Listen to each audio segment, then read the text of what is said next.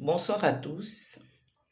Alors, en regardant les commentaires de ma précédente vidéo, je suis tombée sur ce commentaire du frère Global Connect qui dit non, non, métier très nécessaire lors des ouvrages branches du HSE. Alors, je vais spécifiquement répondre à ce commentaire pour mettre en lumière une nuance qu'il y a entre le métier d'HSE et celui d'environnementaliste. Alors, pour imager un peu, ce qu'il faudrait savoir, c'est que le métier d'HSE est comme une maison sans fondation si l'environnementaliste ne fait pas son travail en amont. Parce que l'HSE, lui, c'est un généraliste, il va venir veiller, contrôler, suivre le fonctionnement de l'entreprise qui doit être aligné à ses obligations et aux normes notamment ISO 9001 pour la qualité, 45001 pour la sécurité et 14001 pour l'environnement. Par contre, l'environnementaliste, lui, il va justement permettre à ce que l'entreprise qui veut installer son projet ait les autorisations de réaliser ce projet dans le milieu qu'il souhaite réaliser le projet. Donc, il va faire quoi pour justement obtenir ces autorisations? Il va mener une étude d'impact environnemental et social. Il va écrire un plan de gestion environnementale et sociale.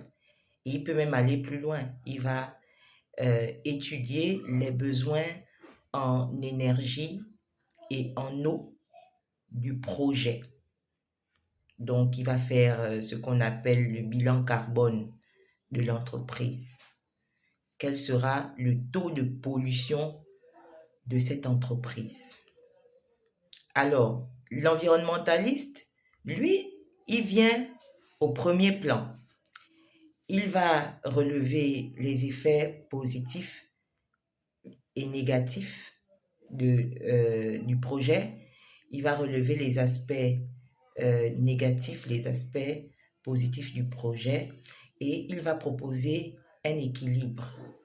Il va proposer des moyens d'atténuation, de diminution des effets négatifs et il va justement étudier le projet et la morphologie de l'environnement dans lequel le projet va se réaliser.